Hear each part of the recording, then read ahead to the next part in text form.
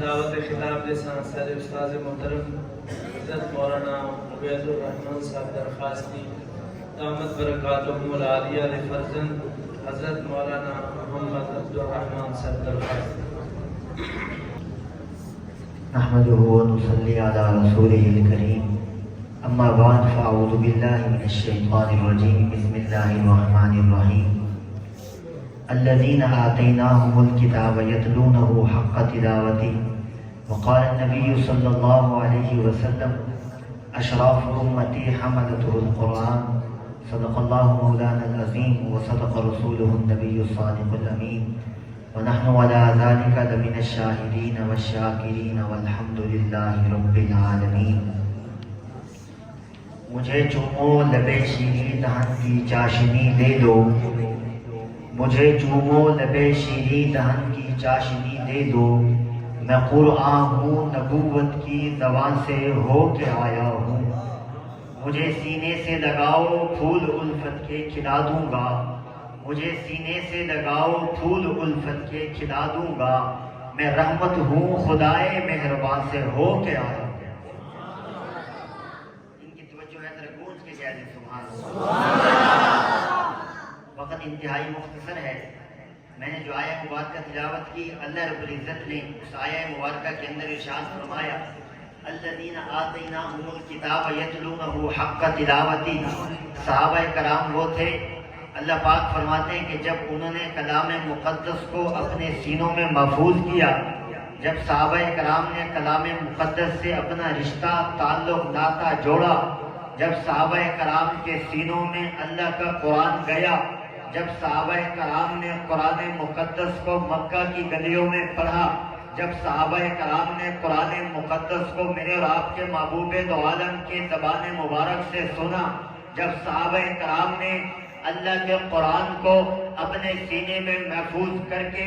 اپنی زبان مبارک سے پڑھا، مکہ کی گلیوں میں رب کے قرآن کو پڑھا، احد کے اندر گئے رب کے قرآن کو پڑھا، غزوہ بدر میں گئے رب کے قرآن کو پڑھا، غزوہ طائف میں گئے رب کے قرآن کو پڑھا، غزوہ یرموک میں گئے رب کے قرآن کو پڑھا، راتوں میں کھڑے ہو کے اللہ کے قرآن کی تلاوت کی، گھوڑوں پر بیٹھ کے رب کے قرآن کی تلاوت کی، اور اللہ کے قرآن کو اس درد کے ساتھ، اس محبت کے ساتھ، اس عشق کے ساتھ، اس جذبے کے ساتھ اللہ کے قرآن کو پڑھا کہ رب کو خود کہنا پڑا کہ یہ وہ جماعت ہے، یہ وہ گروہ ہے، یہ وہ طائفہ ہے، یہ وہ اصحاب محمد ہیں جنہوں نے رب کے قرآن کو اس طرح پڑھا، اس طرح عمل کیا، اس طرح سینوں میں سجایا کہ اللہ کو کہنا پڑا یہ وہ جماعت ہے جس نے قرآن کو اس انداز میں پڑھا کہ پڑھنے کا حق ادا کر.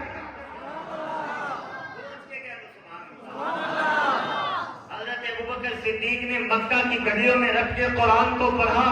پڑھنے کا حق ادا کر دیا. حضرت فاروق اعظم اللہ رب العزت کے قرآن کی حقانیت کو سن کے، اللہ رب العزت کی کلام کی عظمت کو سن کے امام الانبیاء کے غلام بنتے ہیں، امام الانبیاء کے عاشق بنتے ہیں. رب کے قرآن کو سن کے حضور کی خدمت میں آئے، اور آخری وقت میں حضور کے مصلی پر مسجد نبوی میں رب کے قرآن کی تلاوت کرتے ہوئے کافر آپ کے جسم پر خنجر کے وار کرتے ہیں، کافر کے خنجر کے وار سے فاروق اعظم زخمی ہو جاتے ہیں. انہی زخموں سے فاروق اعظم اللہ کے پاس چلے جاتے ہیں، شہادت کے مرتبے پر فائز ہو جاتے ہیں. تو گویا کہ فاروق اعظم اللہ کے قرآن کو پڑھتے ہوئے حضور کی خدمت میں آتے ہیں، اور رب کے قرآن کو پڑھتے ہوئے اس دنیا سے رخصت ہو جاتے ہیں. حضرت عثمان غنی ساری زندگی رب کے قرآن کی تلاوت کرتے رہے، اور اسی حالت میں اللہ کے پاس چلے گئے. آخری وقت میں بدوائیوں نے آپ کے گھر کا محاصرہ کیا. 40 دن تک آپ کا کھانی بند کر دیا، آپ کا پانی بند کر دیا گیا، کھانا بند کر دیا گیا، خوراک بند کر دی گئی. پوچھنے والوں نے پوچھا اے عثمان آپ 40 دن تک زندہ رہے، کھاتے پیتے کیا تھے؟ تو حضرت عثمان غنی نے فرمایا کہ مجھے جب بھوکوں پیاس ستاتی تھی میں اللہ کے قرآن کو کھول لیتا تھا، اللہ کے قرآن کی تلاوت شروع کر دیتا تھا، رب کے قرآن کی تلاوت کے نور سے میری ساری بھوک و پیاس ختم ہو جاتی تھی۔ یہ اللہ کا قرآن 40 دن تک زندہ رہے، کچھ کھایا پیا نہیں، پانی بھی بند، خوراک بھی بند، لیکن جب بھی حضرت عثمان کو بھوک و پیاس لگتی اللہ کے قرآن کو کھول لیتے، اللہ کے قرآن کی تلاوت شروع کر دیتے تھے، اللہ کے قرآن کے نور سے حضرت عثمان غنی کی ساری بھوک و پیاس ختم ہو جاتی تھی۔ حضرت علی المرتضیٰ نے ساری زندگی اللہ کے قرآن کی تلاوت کی اور اسی حالت میں اللہ کے پاس چلے گئے۔ حضرت حسین رضی اللہ تعالیٰ عنہ کربلا کے میدان میں جاتے ہیں، وہاں پر اپنے 72 ساتھیوں کو کربلا کے میدان میں اتارتے ہیں، آپ کے سامنے آپ کے ساتھی کٹتے ہوئے نظر آتے ہیں، ان کے لاشیں، ان کے جسموں پر خون کے آثار نظر آتے ہیں، لیکن حضرت حسین نے کربلا کے میدان میں اپنے 72 ساتھیوں کا نذرانہ پیش کر دیا، لیکن حضرت حسین نے کربلا کے میدان میں نہ اللہ کے قرآن کو چھوڑا، نہ نماز کو چھوڑا۔ قیامت تک آنے والے حسینیوں کو، قیامت تک آنے والے حضور کے امتیوں کو بتا دیا، جو اپنے آپ کو حسینی کہتے ہیں انہیں بتا دیا حسینی اصل میں وہی کہلائے گا جو اپنی جان تو دے دے گا، نہ رب کے قرآن کو چھوڑے گا، نہ رب کے فرمان کو چھوڑے گا۔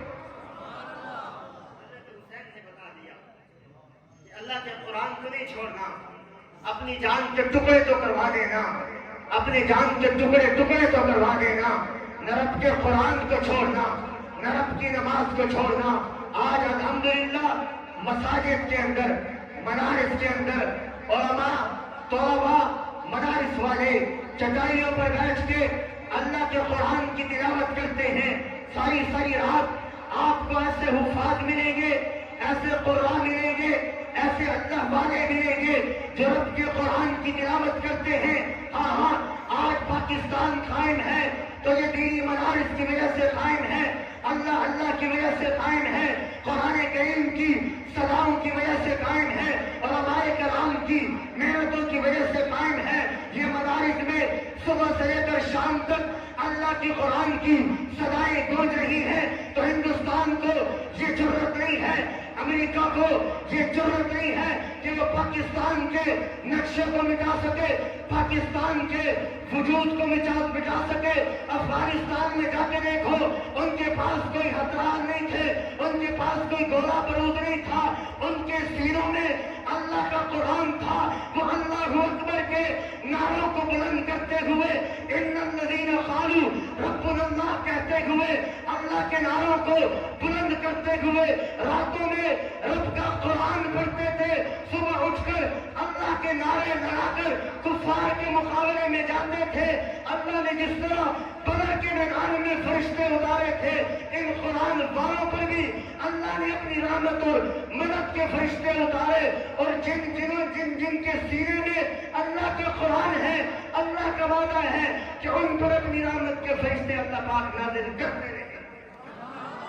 جب تک ہماری زندگی میں اللہ کا قرآن ہے، انشاءاللہ یہ ملک بھی رہے گا،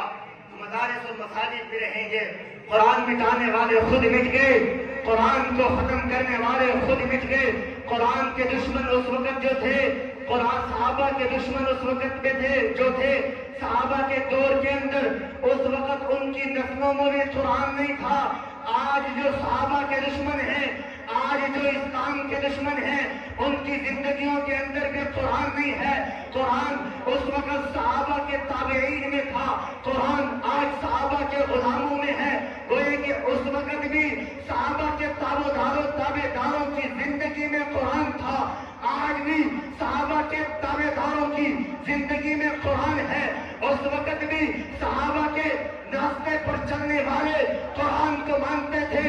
آج بھی صحابہ کے راستے پر چلنے والے قرآن کو مانتے ہیں، اور انشاءاللہ قیامت کی صبح تک جو صحابہ کے راستے پر چلے گا، اللہ پاک ان کی نسلوں میں قرآن جاری فرمائے۔